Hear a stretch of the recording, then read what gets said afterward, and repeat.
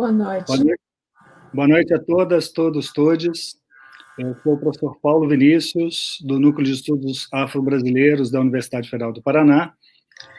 Nós iniciaremos a nossa quarta aula aberta do projeto do projeto Ações Afirmativas na América Latina. Eu tenho a honra de receber a professora Patrícia Sommers. Ela é a professora associada do Departamento de Políticas e Liderança Educacional da Universidade de Texas, em Austin. É afiliada do Centro de Estudos sobre Gênero e Mulheres, do Long Lozano Institute for Latin American Studies, na Universidade do Texas. É colaboradora da UFPR de muitos anos e desenvolve pesquisas sobre ação afirmativa. A Patrícia entende português, por isso eu estou fazendo essa breve apresentação dela em português. Ela vai fazer a conferência em inglês. Nós temos a transmissão via o YouTube da SIPAD e do Diversitas, do original em inglês, e a tradução simultânea no YouTube do NEAB UFPR. Por favor, avisem quem precisar de tradução que o canal é o NEAB UFPR. Então, muito obrigado. Thank you, Patrícia, for coming to this meeting with us. And the word is yours. Ok. Boa noite a todos.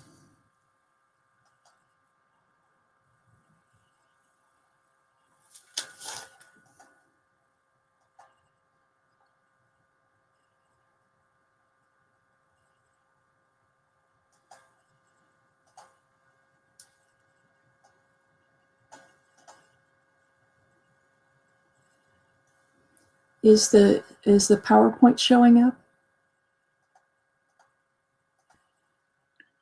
Not yet. Okay.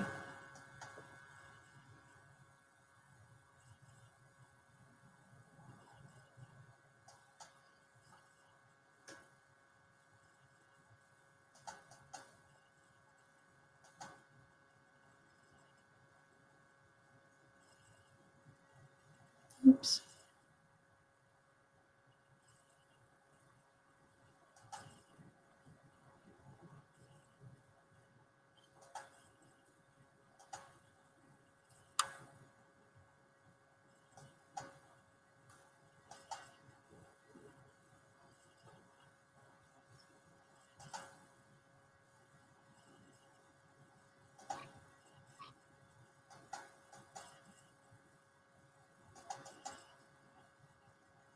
Paulo, eu vou enviar por e-mail o PowerPoint.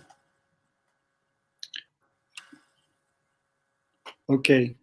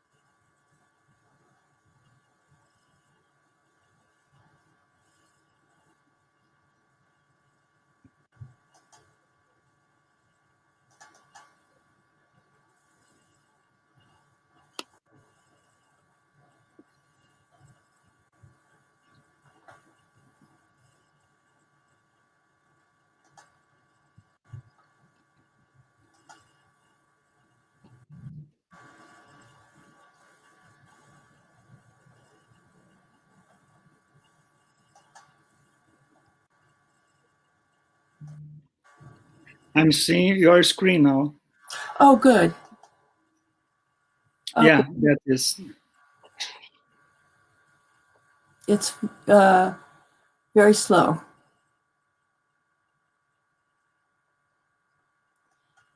Então, eu vou falar do ação afirmativa nos 4 países. Eu tenho um colaborador, Suchita Gorares, e ela está na casa de sogra, e a sogra não tem internet. Então, essa é a agenda. Eu vou falar da ação afirmativa no mundo, os tipos, termos e filosofia da ação afirmativa, a teoria jurídica crítica, ação afirmativa nos Estados Unidos, na Índia, na África do Sul, na China, e depois de ação afirmativa e recomendações. Então, isso são uns países que usam ação afirmativa. Brasil, Canadá, Fiji, Finlândia, Romênia, Quênia, Malásia, Nova Zelândia e Estados Unidos da América. Quais são os termos para a ação afirmativa? No Brasil, cotas e reserva das vagas. Nos Estados Unidos, metas e calendários. Outros países diz programa preferencial ou discriminação positiva. A justificativa é a mesma em todos os países, remediação ou ação corretiva. Quem se beneficia da ação afirmativa? Os benefícios: minorias reais, minorias étnicas, religiosas e grupos linguísticos, mulheres, às vezes, pessoas pobres, castas inferiores. Todos os alunos se beneficiam de um ambiente diversificado. E usamos esse argumento para ação afirmativa nos Estados Unidos, o ambiente diversificado e excluído algumas minorias religiosas e linguísticas, e às vezes em uns países mulheres. Então, a filosofia da ação afirmativa. Razões para o uso da ação afirmativa nos últimos 30 anos por Tierney. Ele diz que o foco no processo ou resultado. Compensatório. O foco é a vítima de discriminação e reparação necessária. Segundo, justiça social. Os procedimentos são justos. 3. Diversidade. Quais modificações para lidar com a discriminação institucional e desenvolvimento da democracia? Falamos muito de democracia nos Estados Unidos neste momento. Incentivos econômicos. Para aumentar o sucesso, é necessária uma massa crítica para reduzir o isolamento dos alunos de ação afirmativa. Diz Acker e também Cantor. Na Universidade de Texas tem empregos dizemos cluster. We hire algumas pessoas no cluster, por exemplo, no estudos africanos ou estudos do gênero. Argumentos contra a ação afirmativa. Nega mérito. Isso é muito popular na América Latina. Ao invés de manter-se brilhante e merecedor, incentiva a mediocridade e a competência.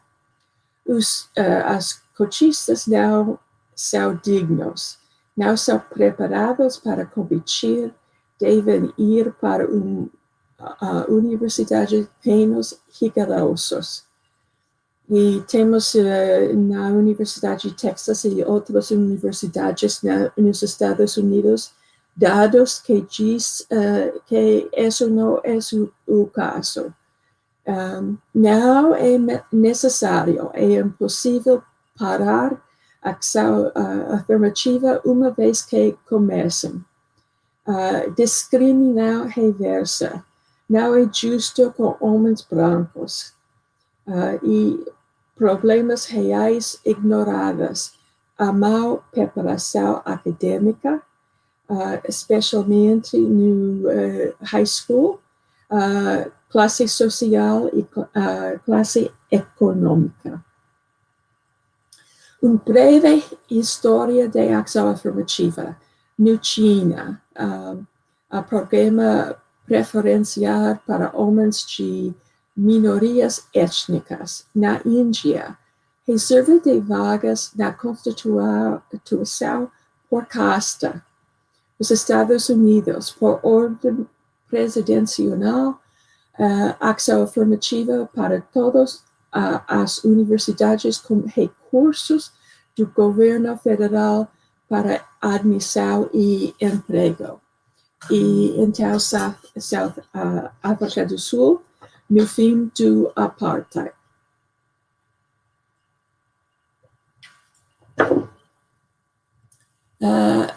Ação afirmativa é a lei.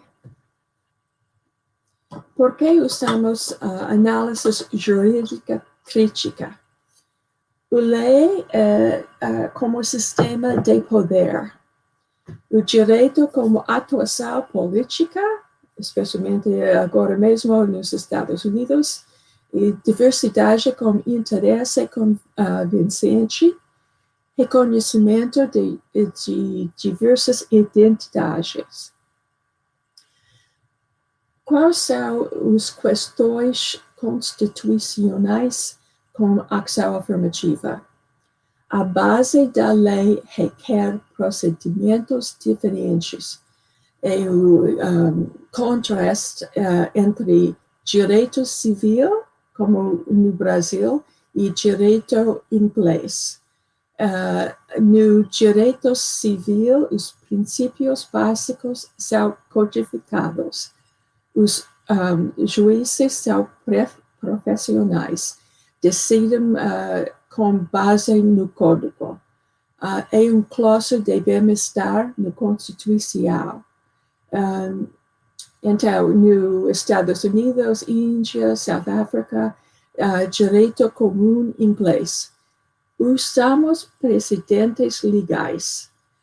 Os juízes são nomeados ou eleitos e a ênfase não é o bem coletivo, mas liberdades individuais. Estados Unidos tem muitas leis proibindo discriminação no nível federal, estadual e institucional. Então, eu vou falar de leis anti-discriminação no Texas, por exemplo. E diferenças entre estados. Primeiro, a lei federal proíbe a discriminação na contratação e emprego com base em idade, sexo, raça, nacionalidade, religião, cor, deficiência, igualdade de remuneração, assédio sexual, gravidez, ambiente hostil, conduta sexual imprópria para funcionários e alunos. Isso foi um problema muito grande nos Estados Unidos. Ação afirmativa para admissões e também empregos.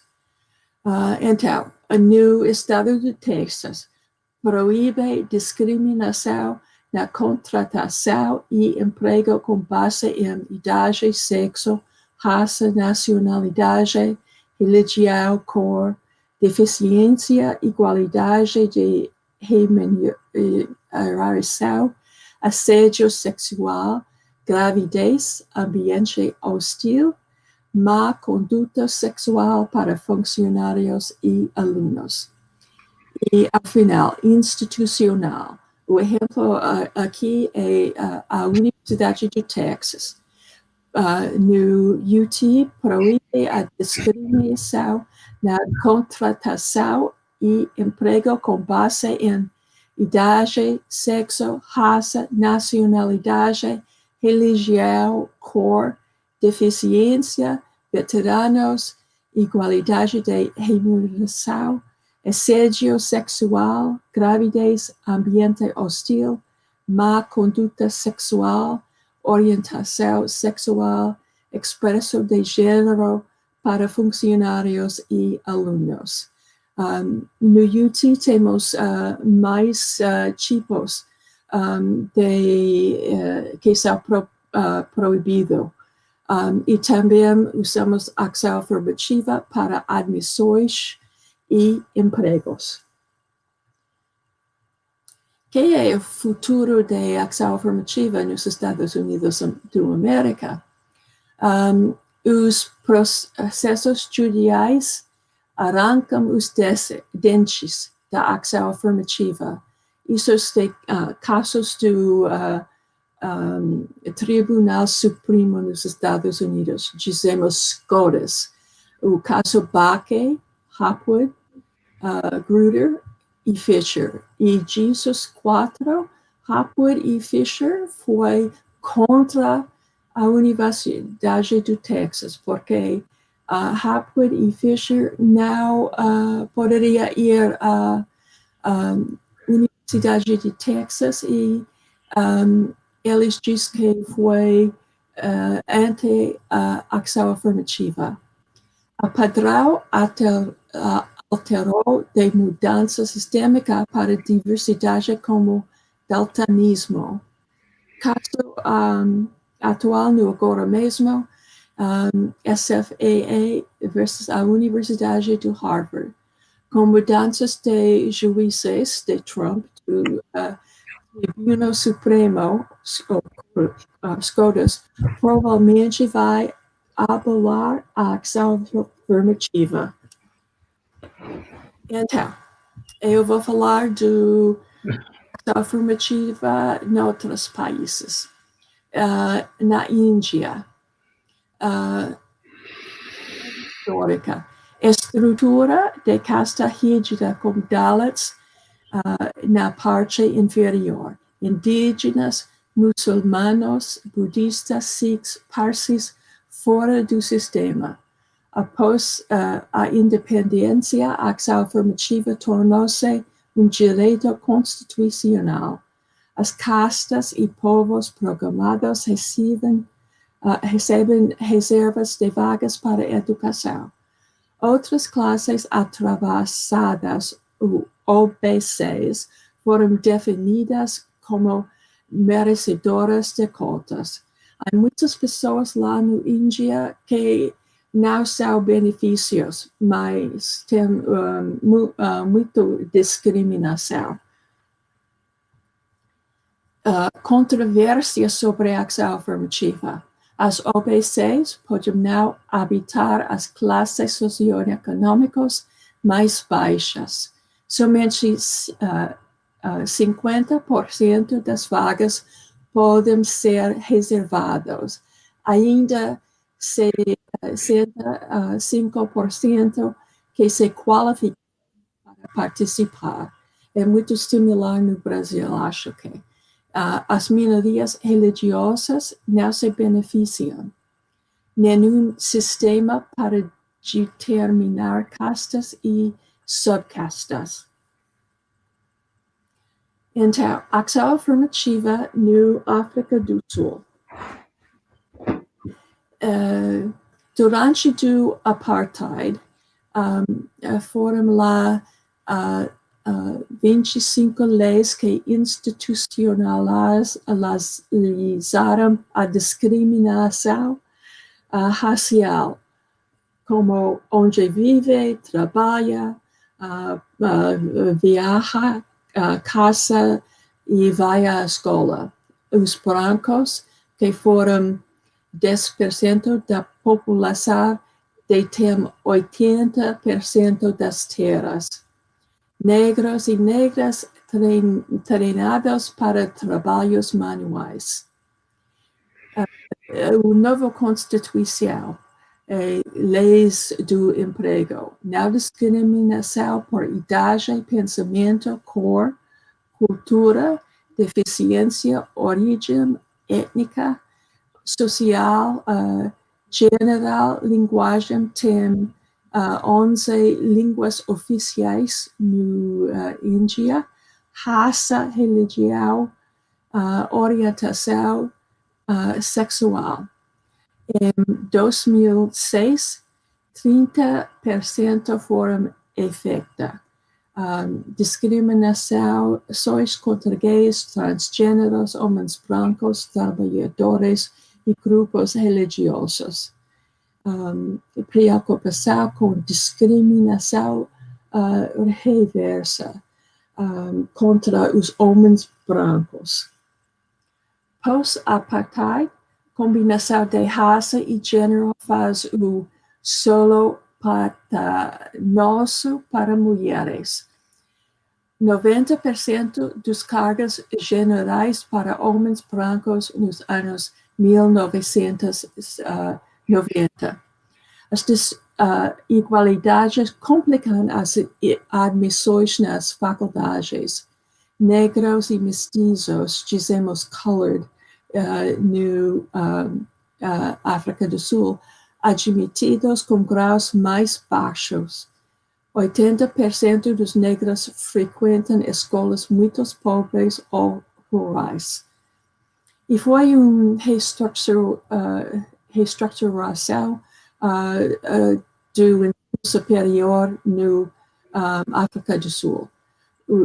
Os negros, universidades negras, as faculdades municipais fundidas com universidades brancas. E foi um tipo de segregação. Reação contra a ação afirmativa, especialmente com homens brancos. Taxas devem cair. 2015 a presente. As questões: a falta de recursos para alunos pobres, altos salários dos administradores, é um problema em todas as universidades, acho que. Queda real do financiamento, falta de transformação social. Demandas de taxas mais baixas para estudantes e maiores financiamentos do governo. 2015, as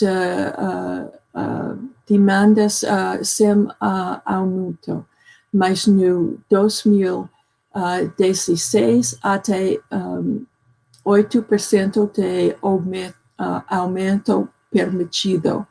Mas fundos externos, concessões, doações, etc., que financiamento mais que as bolsas. Na África do Sul, somente 0,75% do PIB vai para o ensino superior. É muito, muito baixo de todos os países. Foram lá protestos violentos estudiantes encontram corrupção de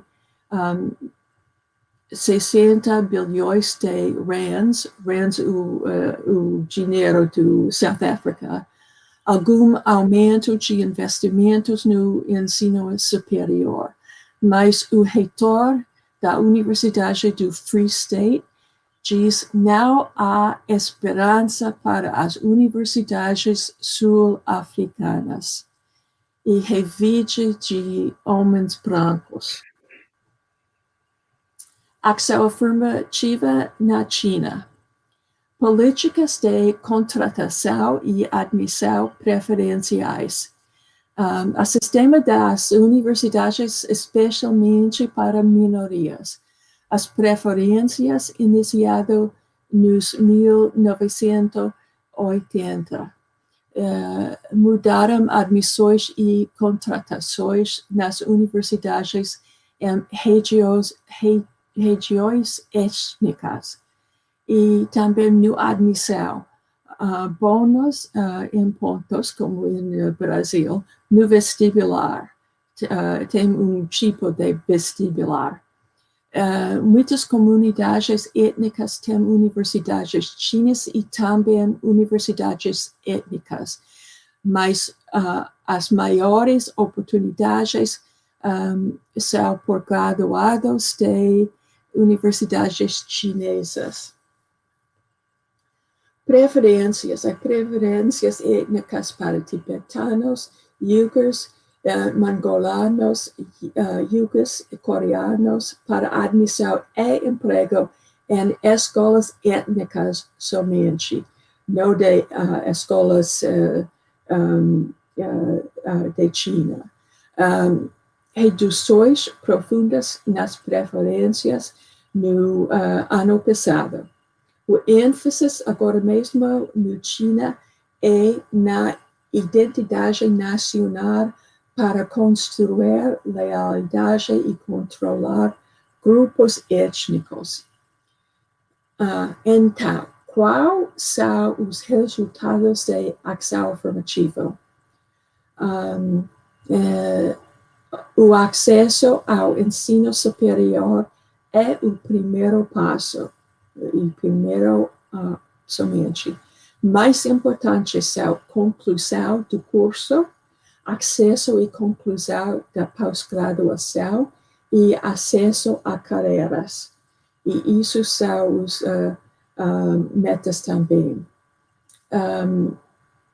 Depois da ação afirmativa na admissão, que podemos fazer? Recomendações para pesquisa.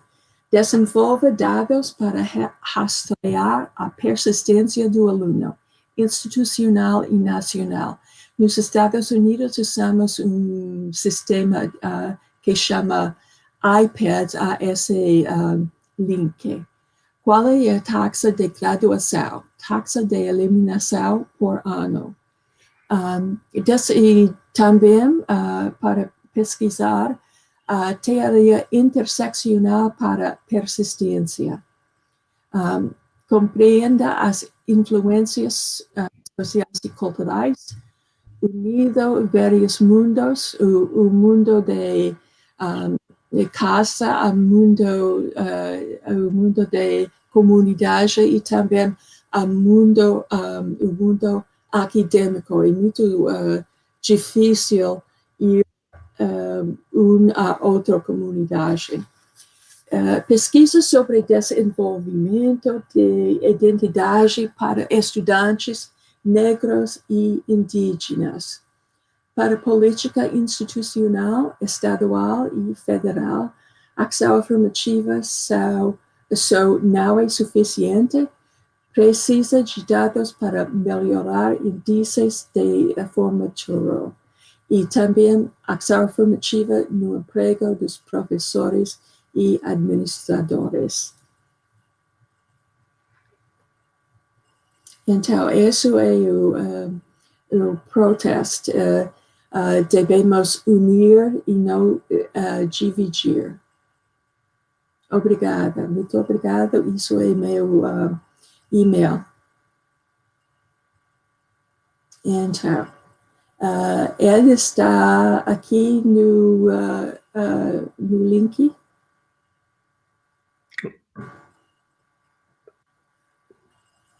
Hola.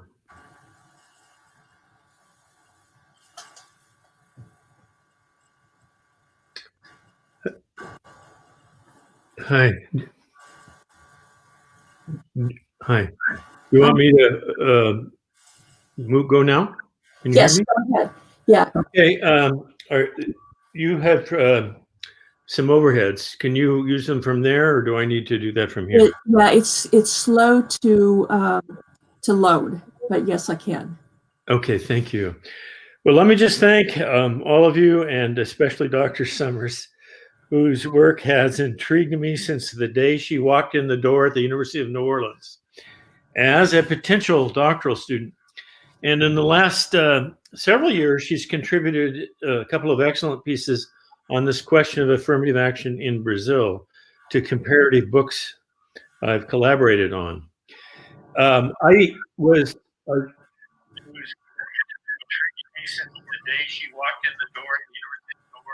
Okay, I hear the delay. I will slow down, and I realize I'm speaking in a foreign language. So, the issue of affirmative action is obviously important globally because we have histories of discriminating against peoples, often native peoples everywhere. In Brazil, it's like the US. One of the groups we discriminate against most is our African American population. Their history is not unlike Brazil. What I want to do is to build on a bit on Dr. Sommers and her colleagues' excellent review globally. I learned from reading it in English. I hope I am understandable speaking in English. And what I will do is to speak about affirmative action within a broader context using 4 perspectives. The first is the justice perspective which the presentation has used. And I tend to work with John Rawls' theory of justice, which has 2 principles. One is equal and fair treatment for all, and the other is dealing with disadvantages, prior disadvantages. And we can think about those 2 principles in relation to a number of issues. Certainly affirmative action in general can be viewed as dealing with the disadvantages, or the second principle, in any context where it's used and is necessary by law. And Pat's review covers that. The problem is, and the issue we've dealt with in our Supreme Court and other cases, I've been a witness in a few cases myself in recent years in defense of law school affirmative action in the United States, in defense of race-conscious student aid in Wisconsin and so forth.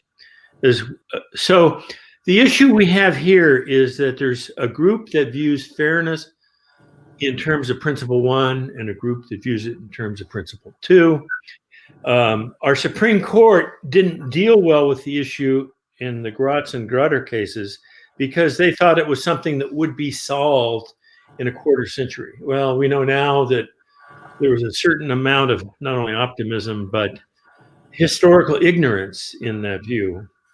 So we have, whether or not laws on affirmative action persist, we have a serious problem of inequality that we need to think about as we move forward in our institutions and states.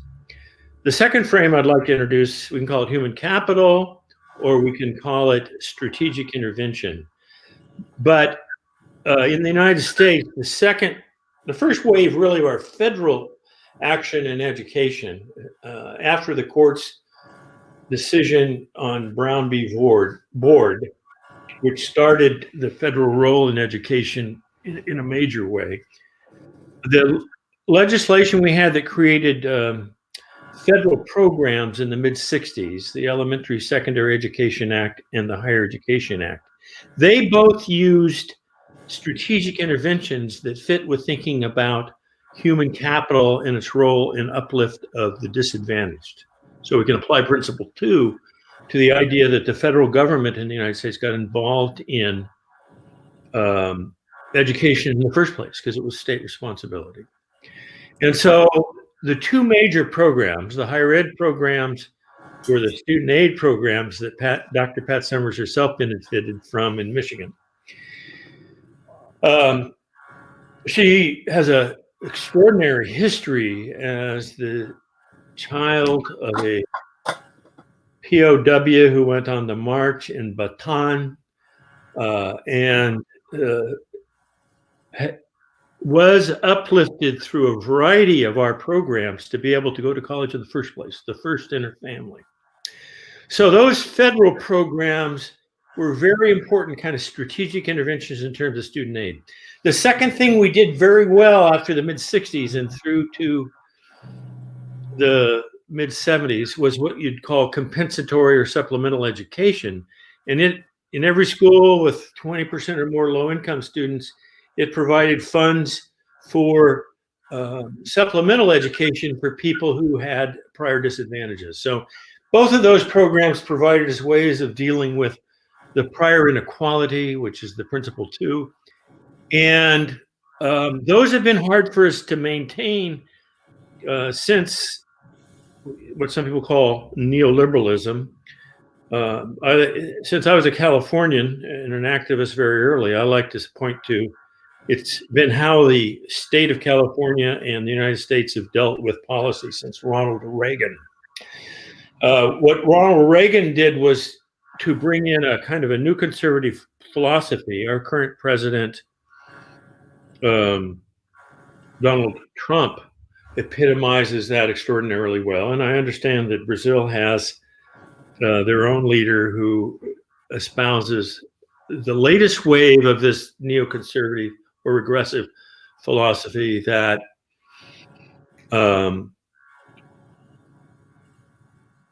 values the individual doing it themselves. We can call it the free market. In the United States, the market has taken some very savagely unequal turns. I understand from Pat's work and others whose work I've been able to work with in books and so forth, is that Brazil has proprietary schools, these private schools that provide gateways to certain kinds of opportunities, but they're not necessarily, they're not within the old structure of public systems. Brazil has private colleges, in addition to the public colleges, which are more, in theory, responsive to the legal mandates of affirmative action. The problem we have is that since the early 1980s, we've invested less in our need-based grant programs. States have spent less per student on colleges as subsidies. So our tuition rose and we became more reliant on loans. Now that's been accelerated for a number of reasons in our recent history. Trump and his Secretary of Education both owned proprietary schools at points in their history and so forth. So we have a variety of mechanisms in the US and China, throughout Southeast Asia, that are these private institutions that provide degrees, leaving people with high debt and limited opportunity. And as public institutions, as you are pursuing paths toward fairness, we have to take into account not only the mechanisms that drive the policy world toward inequality, but also the institutional responsibility. That is to say, the moral reason we have affirmative action in the first place. And different institutions are finding answers. The University of Texas, Austin, was extraordinary in our context because it rediscovered ways of linking the school or community with access to its most elite university, University of Texas, Austin. And that is one of a few mechanisms that have stood up well in litigation by the Fair Treatment to All group as they've sought to dismantle affirmative action. We are learning a variety of ways to increase fairness in admissions. And in a sense, if we do that right, we won't even need affirmative action because we can balance class, race, and gender even in our most elite universities. And I'm going to move forward to the final frame, which I call human capabilities.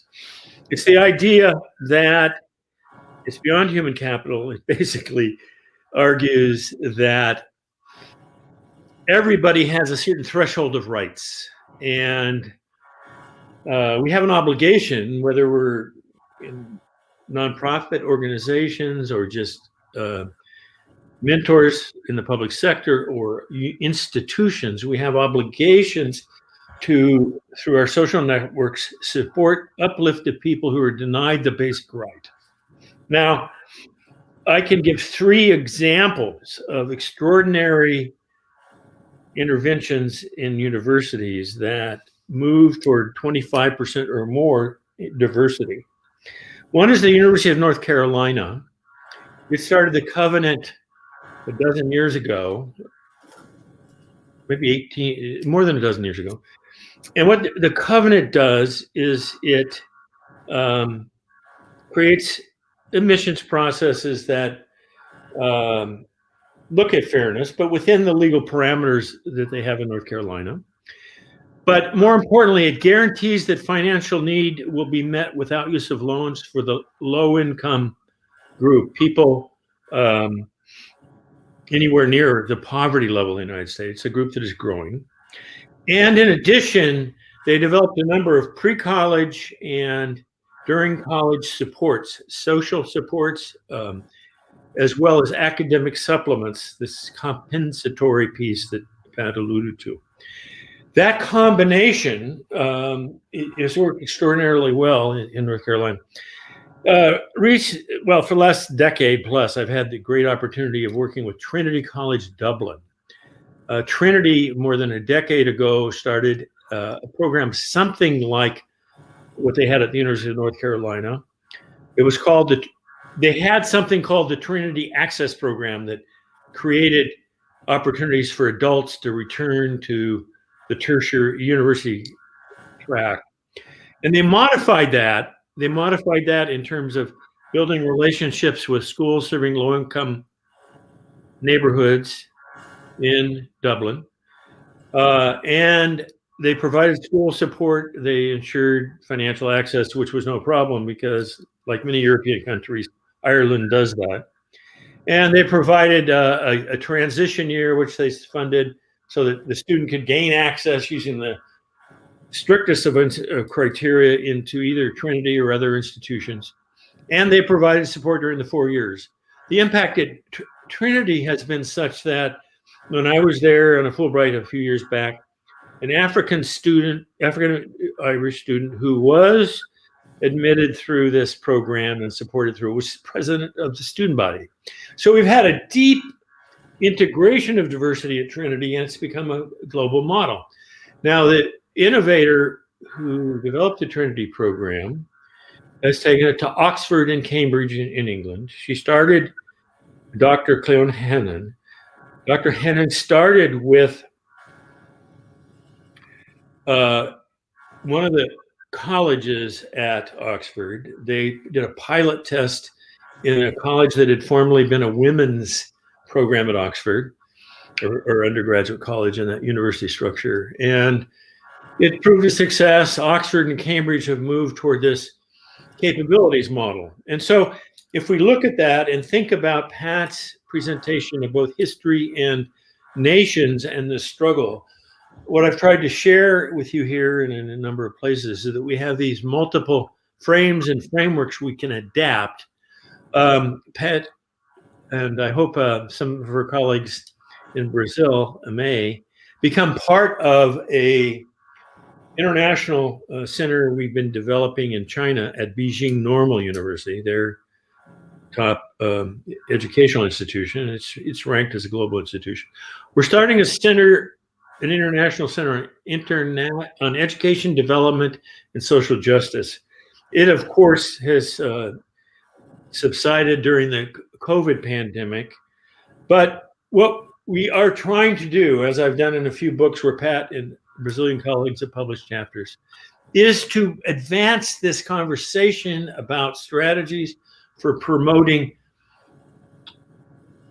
equality within diverse national, and in this case, our state educational systems. And with that, I just will conclude and say I very much appreciate Dr. Sommers' work. And I hope my English was okay for you all. Thank you very much, Professor. Thank you.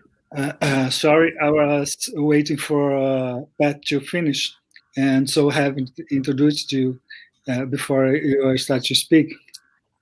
And so, Pat, would you like to make some more comments? No, I think we can probably go ahead for questions now. Yeah, I'm with the other room where there is the translation, and there are some comments about the public university in Brazil that work much harder with the history and culture of Afro-Brazilian. And there is an ask to Professor Jhon to talk a little more about the support of the university. About, okay. Oops, I'm sorry about my dog. Was this a question to me? Yes. Okay, and the question was to talk a little bit more about the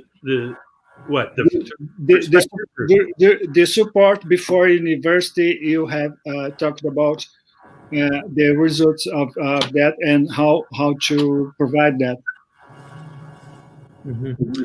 Well, let me speak to what has been my 30-year goal since I made a mid-career change into the professorship, which is to move from using research to document what was, a method that has moved us backwards in this regressive period since Ronald Reagan, to move from that toward a form of doing the research, whether it's econometric or qualitative, that helps inform caring, committed people, what I'd call activists inside of universities, as they work on a variety of topics and work with public schools and school systems. I've also worked with school systems in New Orleans and Detroit and so forth. And so these programs, like the one at Trinity College Dublin, what's happening in England, what we're trying to do in China, these are the most viable pathways, I think, to constructing a fairer education system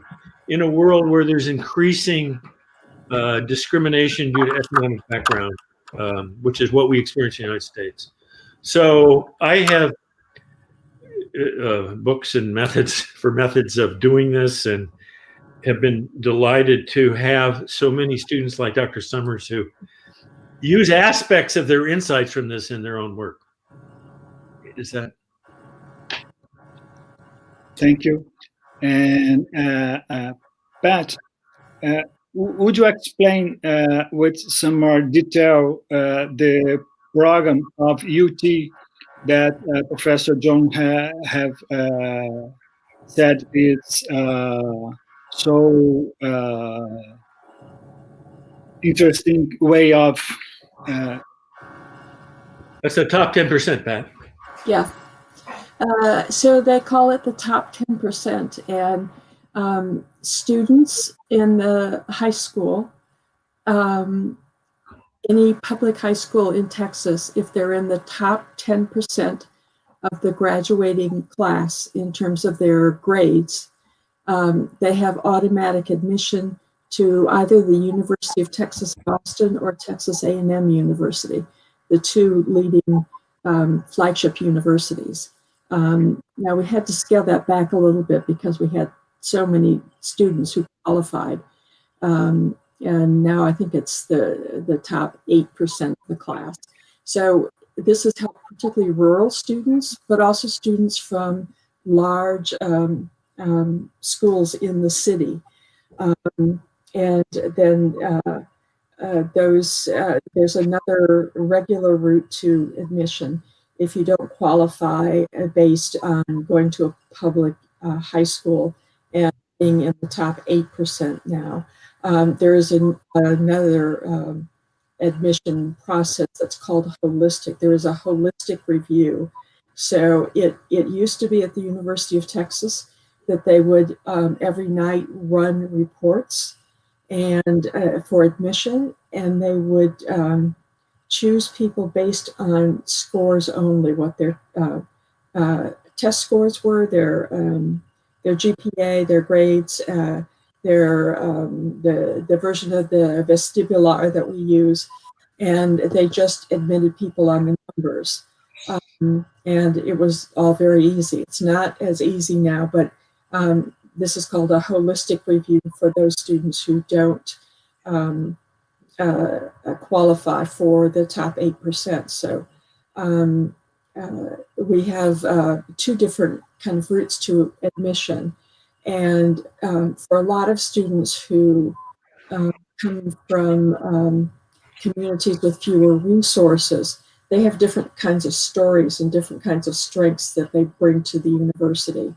And it's really a delight to read their applications where they talk about what they've done in the community, because often they have moved mountains for themselves and for other students as well. Can I interject two comments to build on that, if I might? Pat has talked about two mechanisms that are very important. I apologize a bit here. One is the top 10% or top 8%.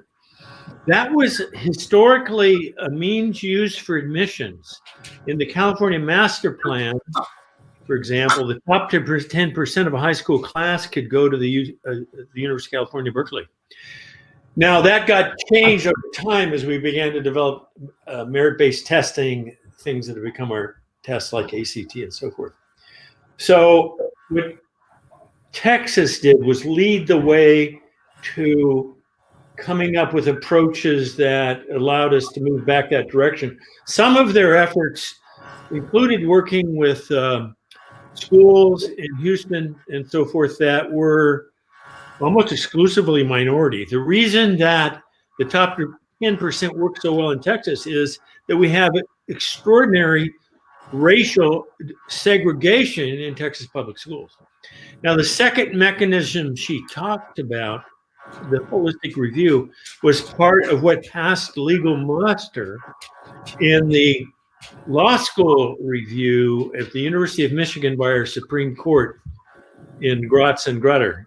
The undergraduate school hadn't defended itself well the first time around, and it came back, and both mechanisms, both undergraduate and graduate programs, which were litigated separately, have done this holistic review. And so there are various forms of it. I think, Pat, isn't Texas using the non-cognitive type of variables as they do this holistic review?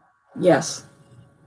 And so what she's speaking to, this way of reviewing essays, people expressing how difficult it is, not is, but how they navigated childhood toward preparation. There are ways of developing specific documented criteria that create metrics for those behaviors. And that's what where we've gotten to from holistic reviews into what we call strength-based or non-cognitive indicators of strength. Now, it turns out that those indicators predict college success better than grades, and grades predict as well or better than the tests. So it isn't that we don't know how to do diversity, it's that we have resistance from people vested in unfairness.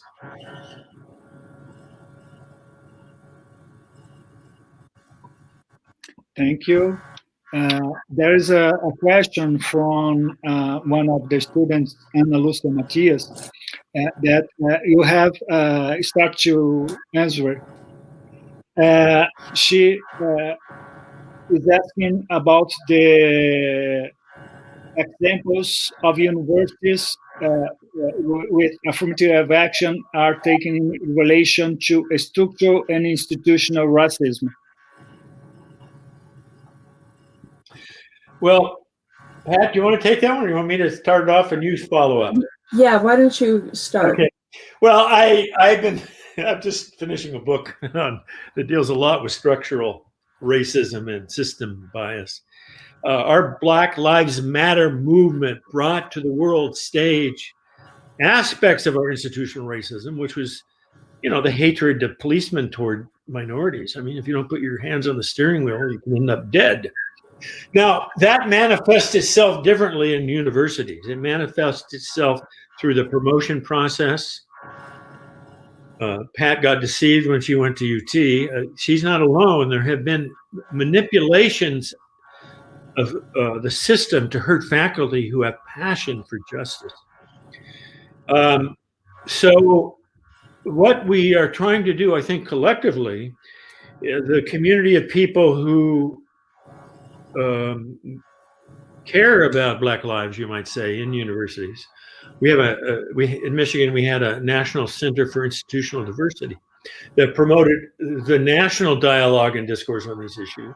We have foundations like Gates and Ford Foundation and so forth that support initiatives in universities and across universities to begin to bridge some of these gaps. So racism is deeply institutionalized.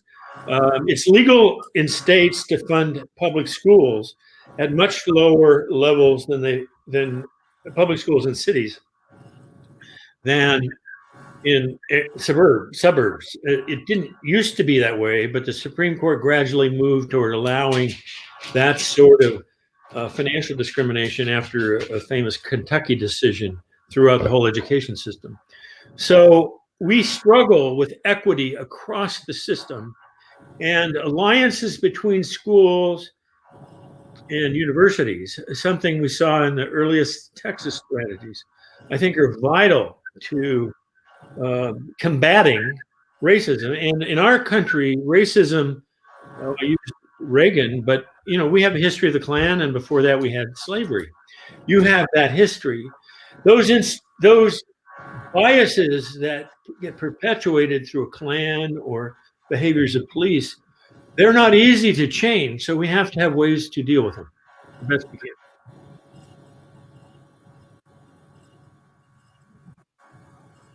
Pat, you've spent a lot of your life dealing with these issues. Yeah. We have, as a result of Black Lives Matter movement, we have tried to diversify our faculty and have within each college of the university an associate dean for diversity that involves working with students to break down the barriers, working with faculty and potential faculty to break down the institutional barriers. One of the biggest controversies at UT has to do with the song of the university that they play at all the athletic events, and students are in our band are refusing to play that song because it was developed when Texas was segregated, and it was part of the show that they had that this particular song denigrated Blacks.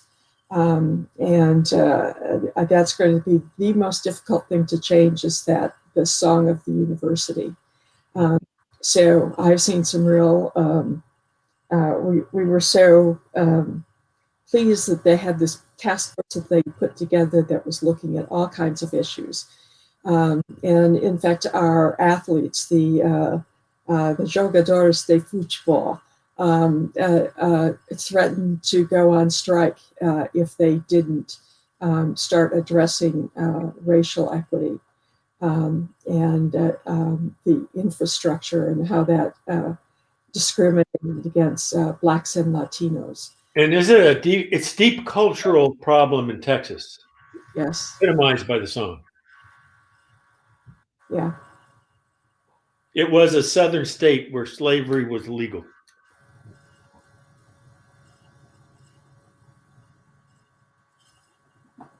So there's still much we have to do, and we're at the beginning, and we are finally saying that we're taking on those structural issues, that they're there for many different groups. They're there for Latinos.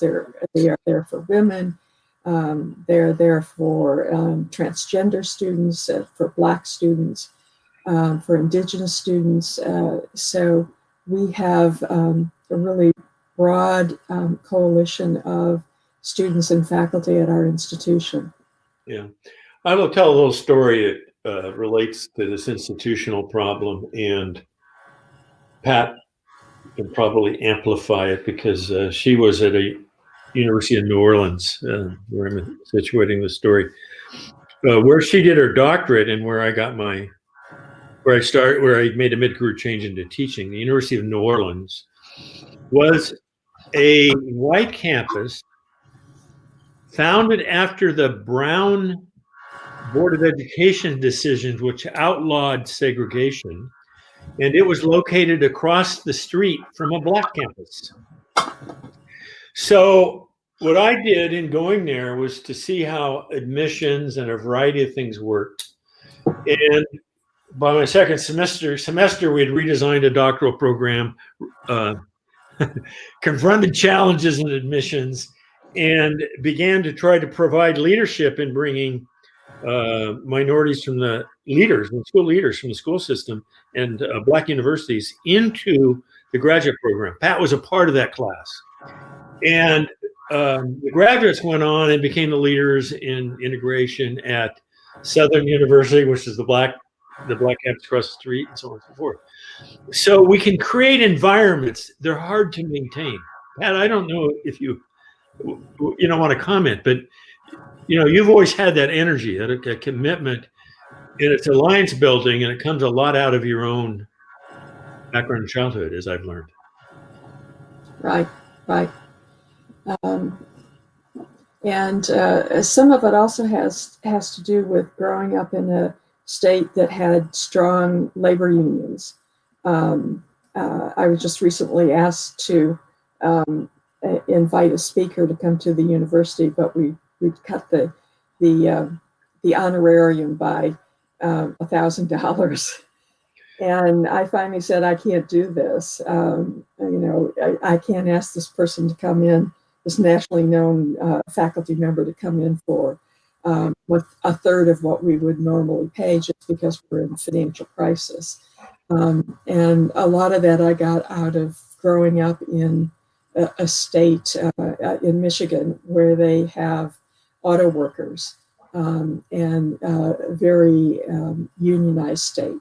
And that particular union has always been at the forefront of the labor union movement. It is really difficult. I've seen, after I've left the University of New Orleans and graduated from there, I've seen that with fewer resources, particularly after the Hurricane Katrina, it was much more difficult to recruit students to keep up that mixing of all academic administrators and teachers in the city and universities in the region. It's always an uphill battle. You can't stop. You have to keep going. Yeah, the floods in Katrina flooded the low ground, which was the African American micro communities within the city. And so a lot of that group moved to Houston, and a lot moved to Baton Rouge, cities nearby. And so what Pat is speaking to is New Orleans is not as diverse as it once was as a city.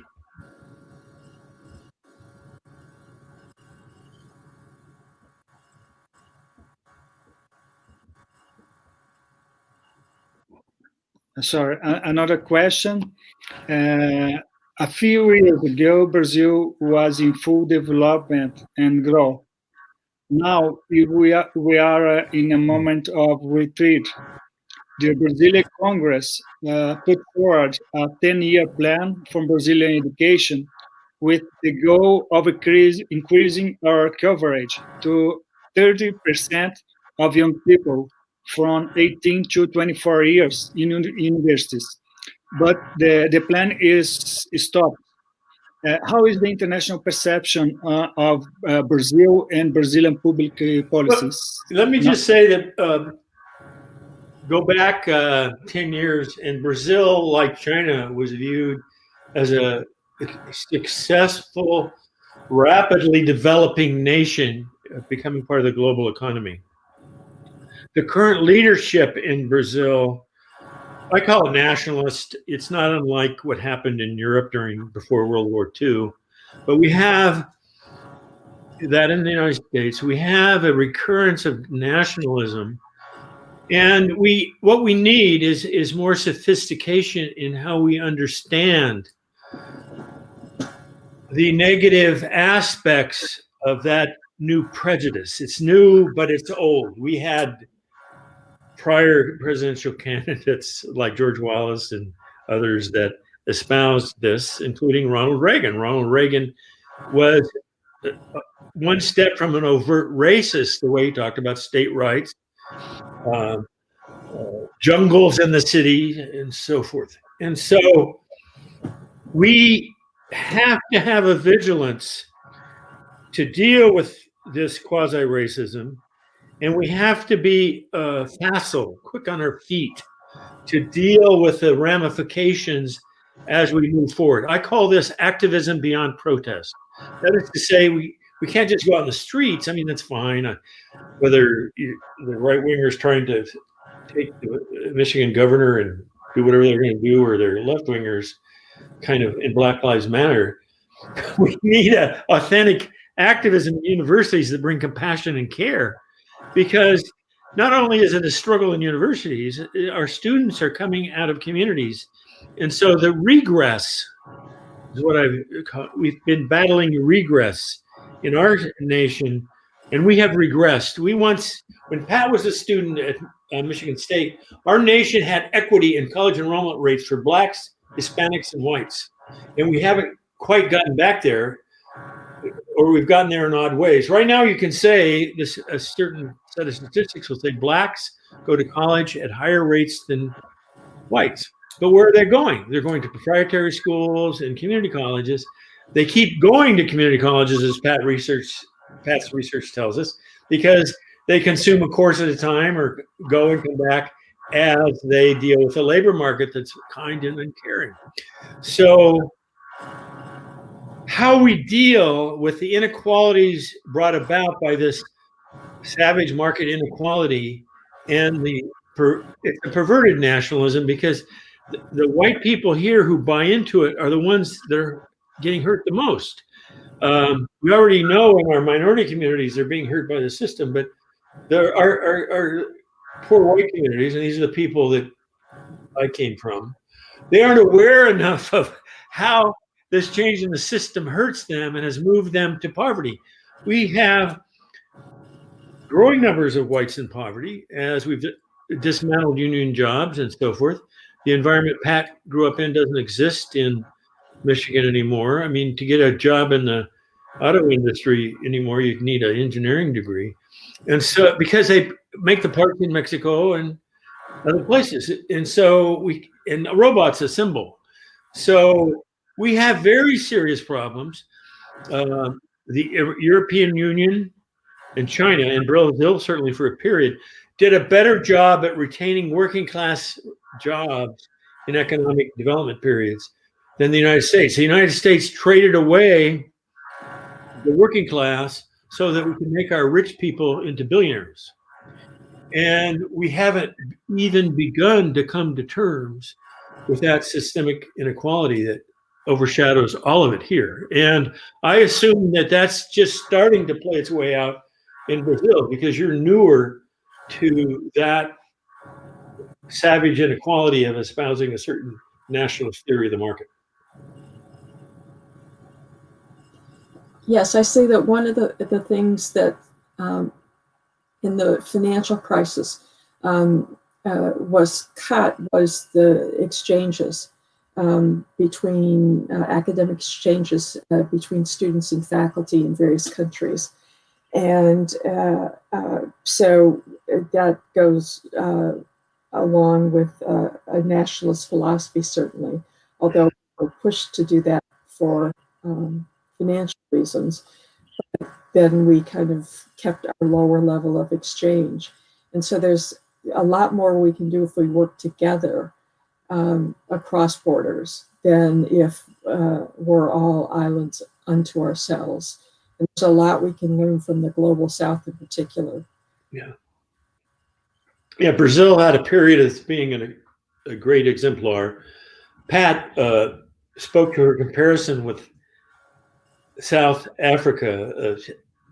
She made a great leap in that when she was collaborating in a book that we'd done some years back, where she compared Brazil and South Africa. I think that what was great about the way we brought together that one book was that we got international scholars working together to do analyses. And I think with participation by Brazilian scholars, their students, leaders like Pat in the US and so forth, I think we can begin to create a culture of exchange or extend a culture of exchange. Certainly Fulbright tries to do that.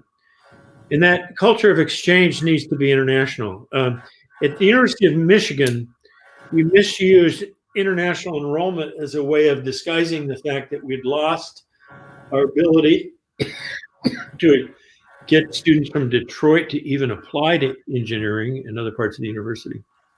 That had happened as a result of the public vote to ban affirmative action. And so Michigan had a huge setback, and the underfunding of schools and so forth, the change in curriculum have just wreaked havoc. Now, Michigan covers it up by admitting out-of-state students of color and international students. So because it's a high prestige school, it covers up the savage inequalities in its own state. And they have gotten so much worse. And faculty who have compassion about it become discriminated against in their own institutions. I think you've observed that, Pat. And so if you don't play the game according to the rules that are constructed around paradigm maintenance, you might say, then you get essentially abused by your own faculty.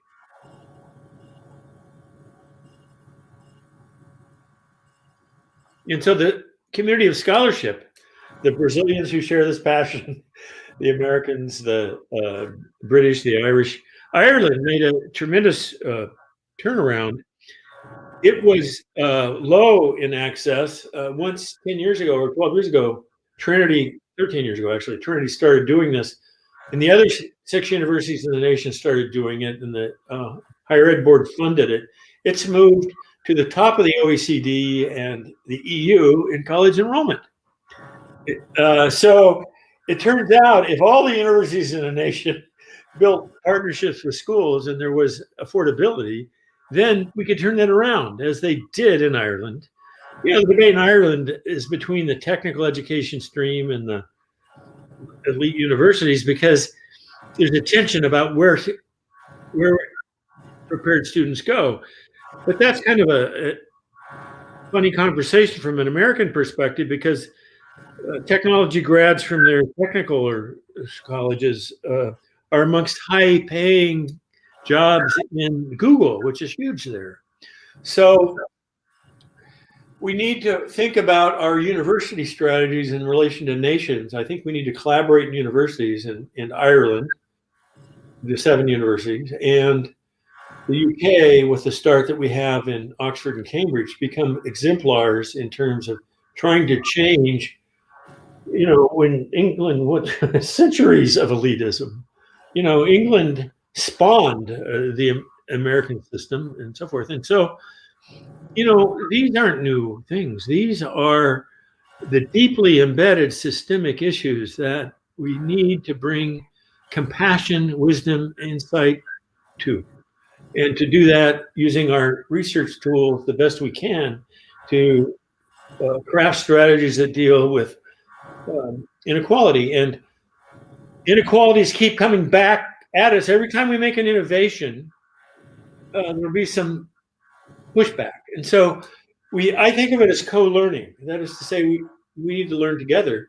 The groups that need to learn together in the most United States are the Aggies and the Longhorns out there who've graduated, who are a part of this white kickback, the group that has had regress, Pat.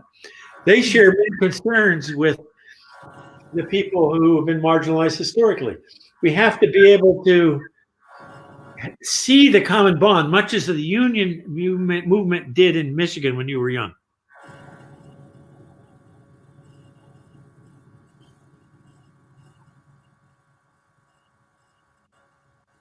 We could say a little bit more, going back to the increasing college enrollment to 30%. One of the things that we've done that has been successful when we had the money to do it is the outreach to the high schools. So we hired many staff members to go out and cultivate the high schools. And we put on summer workshops during the vacations on pre-college topics to show people what it's like to go to the university and to show them that, in fact, they could succeed in the university. Those early college programs are really successful in getting people who had never thought of going to college. Yeah, just one more thought about that. Pat has raised an extraordinarily important issue. And what we've learned in those programs, like in Indiana's 21st Century College and so forth, is that the primary learners in this are the parents. They need to, just learning that their children need to do laundry at the dorm is a kind of an insight. And so those bits of knowledge that the family needs about the transition are both practical, and their insights about how to navigate in market systems in urban districts and so forth. And so those alliances, and Texas was one of the states that pioneered those paths. So I'm sorry to hear you've lost some of that staffing. Yeah. Thank you. We have no more questions. You are going to the time to finish. I would just to ask you to use a few minutes to the last words. There's still much to do. And there are many critics of affirmative action that would slow down or stop the progress that we've made over the past 50 or 60 years. But I think there is a new determination on the part of young people to make meaningful institutional and structural changes. But they need help from faculty members. They need help from the older generation. We need to be supporting our students because they have a much different view of the world than we have had when we were their age. So don't give up hope. We need to keep pushing. We need to keep organizing. We need to keep being vocal. Yeah. Only point I'll add is mentoring matters. And I've just been delighted to keep track of Pat through her career. But one of the things we see is that college students working with high school students in communities is a tremendous vehicle because they become exchanges that allow for very basic questions to be asked. So it turns out, as Pat's saying, people who care, whether you're an entering student or a senior professor, there are things we can do.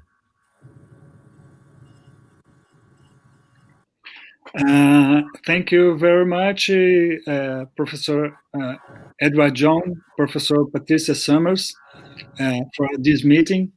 for your words of hope, Patty, and for words of meeting. Well, we thank you. Yeah. This is a good means of exchange. You're using the technology well, so congratulations. Yes. And I do hope to come back to Curitiba in 2021. I've missed all my friends there, so I really want to be there in person. I have saudades to. We too. We are expecting for you this year, next year. Okay. Okay, good. Thank you for inviting us. We really appreciate it. Yeah, thank you. Thank you. Bye-bye. Bye. Bye.